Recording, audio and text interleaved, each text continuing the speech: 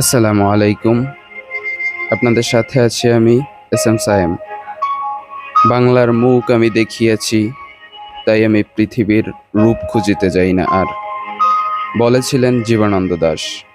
শুধু কবির নয়, প্রত্যেকটা মানুষেরই একই অনুভূতি।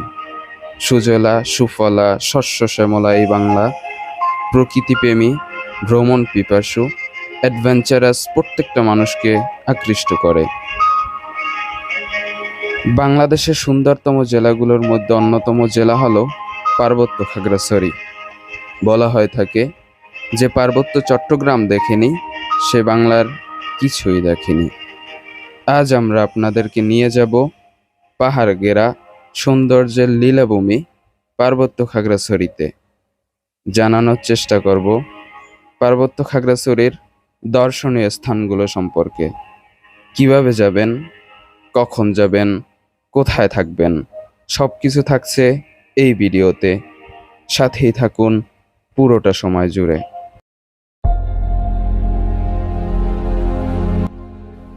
খাগড়াছড়ির দর্শনীয় স্থানগুলোর মধ্যে অন্যতম হল রেসিং ঝর্ণা, গুহা, আলোটিলা, চা বাগান, ঝুলন্ত ব্রিজ ও বৌদ্ধ মন্দির। পুরো খাগড়াছড়ি জেলাকে একটি ভিডিওর মধ্যে তুলে ধরা সম্ভব নয়, তাই কয়েকটা পর্বে ভাগ করা হয়েছে। আপনি যদি ঘুরতে পছন্দ করেন অথবা অবসরের ট্যুরের প্ল্যান করছেন, তাহলে এই ভিডিওটা আপনার জন্য। পার্বত্য চট্টগ্রামের একটি অন্যতম সুন্দরতম জেলা পার্বত্য খাগড়াছড়ি। ঢাকা থেকে এই জেলার দূরত্ব প্রায় 268 কিলোমিটার। ঢাকার গাবতলী, সায়দাবাদ, যাত্রাবাড়ি সহ অনেকগুলো স্থানে খুবই বিলাসবহুল এসি, নন এসি বিভিন্ন বাস ছেড়ে যায় খাগড়াছড়ির উদ্দেশ্যে। নন এসি বাস ভাড়া জনপ্রতি 620 টাকা করে, আর এসি বাস জনপ্রতি 900 থেকে 1200 টাকা করে। টিকিট কেটে উঠে পড়লাম বাসে। বাস 11টায় ছেড়ে যাবে খাগড়াছড়ির উদ্দেশ্যে। কাঙ্ক্ষিত সময় বাস ছাড়ল।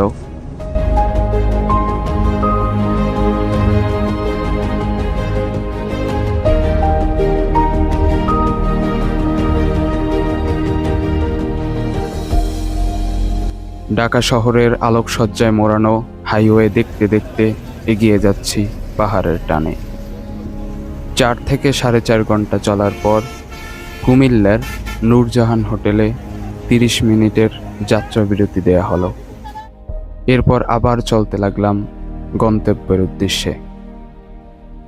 সবেমাত্র সূর্য উঁকি দিচ্ছিল পূর্ব আকাশে। আদো আলোয় পাহাড়ের দেখা পেলাম। বুঝে গেলাম আমরা পার্বত্য এলাকায় ঢুকে পড়েছি। পাহাড়ের গায়ে উঁচু নিচু আঁকাবাঁকা রাস্তা পেরিয়ে বাস এগিয়ে চলছে। আসলেই পাহাড়ের অপার সৌন্দর্য আপনাকে মুগ্ধ করবেই। জানালা দিয়ে এসব দেখতে দেখতে পৌঁছে গেলাম খাগড়াছড়ি সদরে। বাস থেকে নেমে পড়লাম, তখন সকাল 6টা বাজে। শহরের দোকানগুলোতে সকালের নাস্তা পাওয়া যায়। সকালের নাস্তাটা সেরে ফেললাম।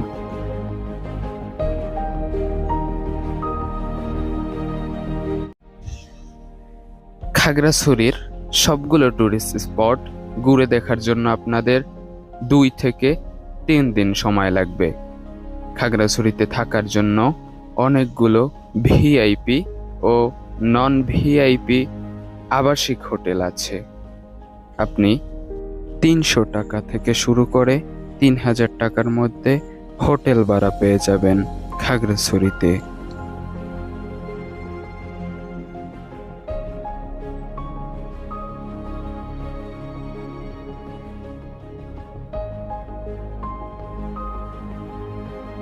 আমরা কিছুক্ষণ রেস্ট নিয়ে 9টার দিকে বেরিয়ে পড়লাম রিসাং ঝর্ণার উদ্দেশ্যে। টার্গেট আজকের দিনের মধ্যে রিসাং ঝর্ণা, আলুটিলা, গুহা ও তারেং ঘুরে দেখা।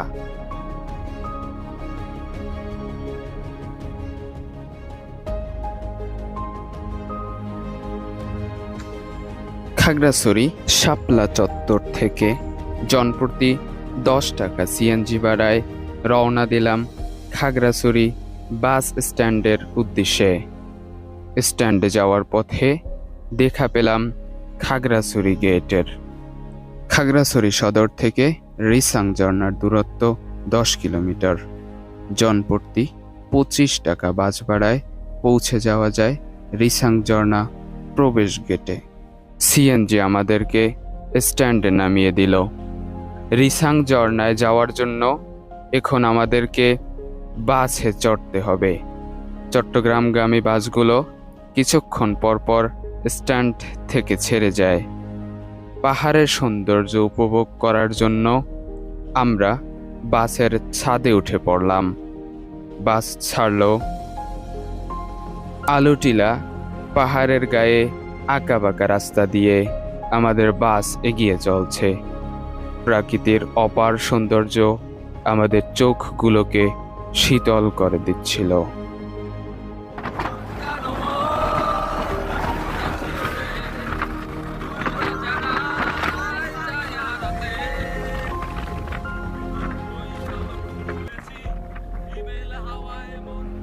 খাগড়াছড়ি সদর থেকে রিসাং ঝর্ণায় যেতে পথিমধ্যে চোখে পড়বে আলুটিলা পর্যটন পার্ক ও গুহার প্রবেশদ্বার। আমরা শুরুতে রিসাং ঝর্ণায় ঘুরে এসে এখান থেকে আলুটিলা গুহায় যাব। প্রথমে ঝর্ণায় যাওয়া যাক।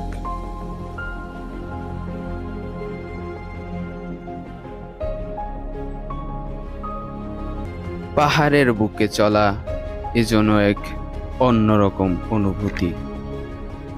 পাহাড়ের সৌন্দর্য দেখতে দেখতে অবশেষে পৌঁছে গেলাম রিসাং ঝর্ণার প্রবেশ গেটে। আমরা বাস থেকে নেমে পড়লাম। জনপ্রতি 20 টাকা দিয়ে টিকিট কেটে ভিতরে প্রবেশ করলাম। হাঁটতে লাগলাম। গন্তব্য রিসাং ঝর্ণা।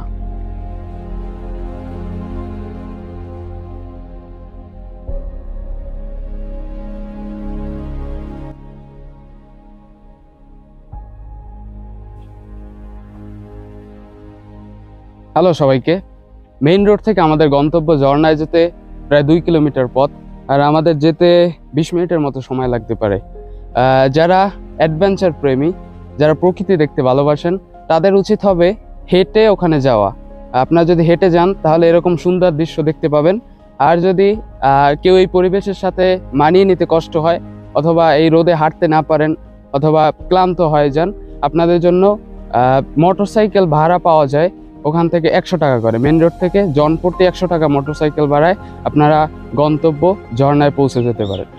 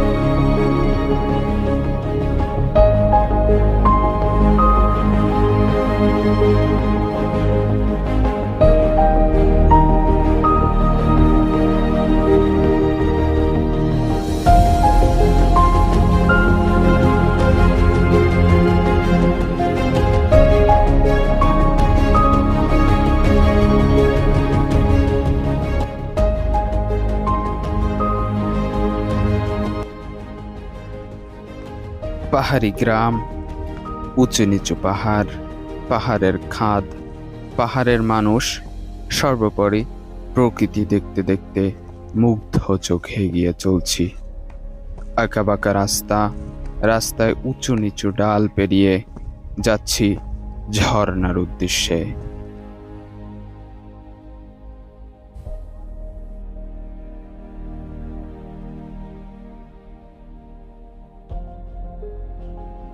তাপমাত্রা 40-এর কাছাকাছি। প্রায় 20 মিনিট হাঁটার পর আমরা ঝর্ণার দেখা পেলাম অবশেষে। কিন্তু আমরা এখান থেকে নামার ওয়ে নাই, আমাদের সামনে যেতে হবে, সামনে গিয়ে সিঁড়ি পেরিয়ে তারপর ঝর্ণায় নামতে হবে। খুবই টায়ার্ড লাগছে, যেহেতু গরম অনেক, গামার্ত হেঁটে আসছি। সাথে থাকুন, ঝর্ণায় যাওয়া যাক।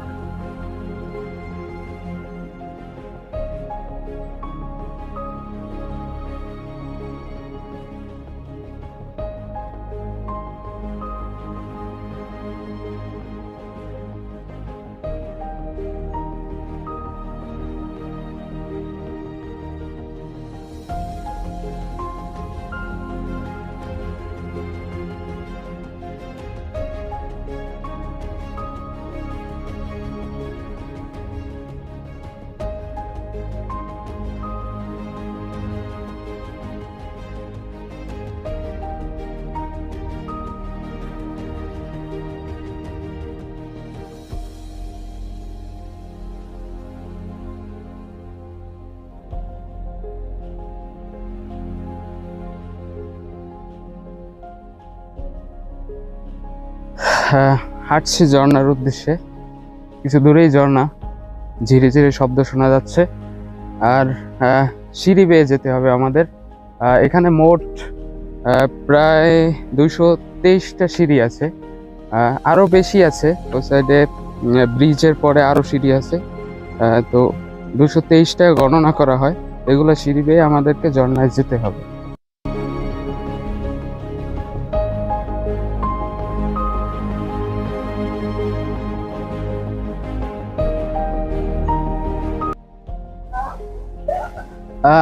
অবশেষে আমরা ঝর্ণায়। আসলে ঝর্ণায় এসে একটু হতাশই হতে হলো। আপনারা দেখবেন বিষয়টা, সেটা হচ্ছে ঝর্ণায় আসলে কাঙ্ক্ষিত পানি নাই এখন।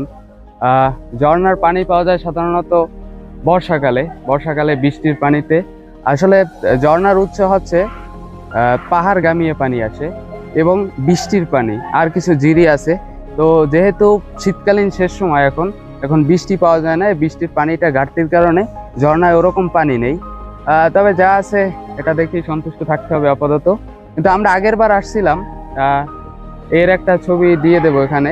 আগের বার আসছিলাম তখন ঝর্ণায় প্রচুর পানি ছিল। বর্ষাকালে আপনারা যদি আসতে চান তাহলে আপনাদের জন্য মোক্ষম সময় হচ্ছে বর্ষাকালে এখানে সুন্দর পানি থাকে, বৃষ্টির পানিগুলো নামে।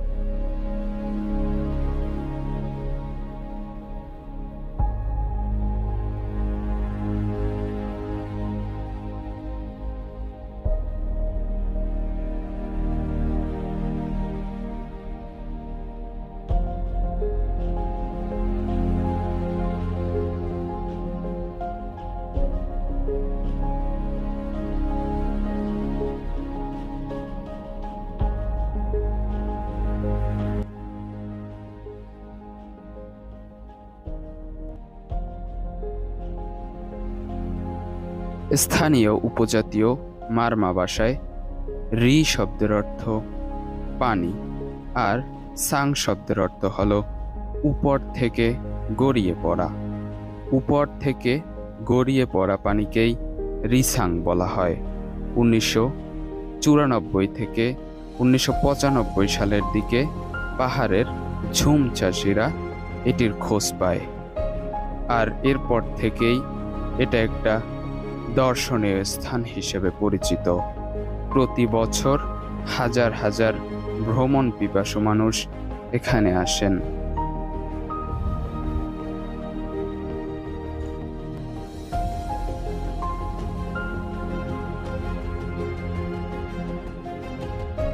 আহ 100 ফিট উপর থেকে এই ঝর্ণার পানিটা পড়ছে। খাড়া পাহাড়ের গায়ে ঝর্ণা। আসলে ঝর্ণাকে খুব কাছ থেকে দেখে ভালোই লাগতেছে, তবে পানিটা আরো বেশি থাকলে মনে হয় আরো একটু বেটার হতো আমাদের জন্য। আর এখানে দেখা যাচ্ছে যে এখানে একটা ঝিরি আছে, এখান থেকে ঝর্ণার পানি নিচে চলে যায়, আর নিচে চলে গিয়ে ওদিক থেকে ঝর্ণার পানিটা বের হয়ে যায়। তো এই ঝিরিতে দেখতে পাচ্ছেন আপনারা স্লিপ কাটা যায়। তো যখন আপনারা আসবেন এই এক্সপিরিয়েন্সটা নিতে পারেন। এটা কিন্তু একটা অসাধারণ এক্সপিরিয়েন্স, আমরা নিয়ে দেখেছিলাম, আসলেই মজাদার, আসলেই অ্যাডভেঞ্চারাস জিনিসটা। আর আবারও বলি, কেউ যদি ঝর্ণায় আসতে চান তাহলে এই সময় না আসাটা বেটার। শীতকালীন পরবর্তী সময় পানি থাকে না। আপনারা যদি বর্ষাকালে আসেন তাহলে আপনাদের জন্য আসলেই ভালো হবে, আপনারা উপভোগ করবেন ট্যুরটা।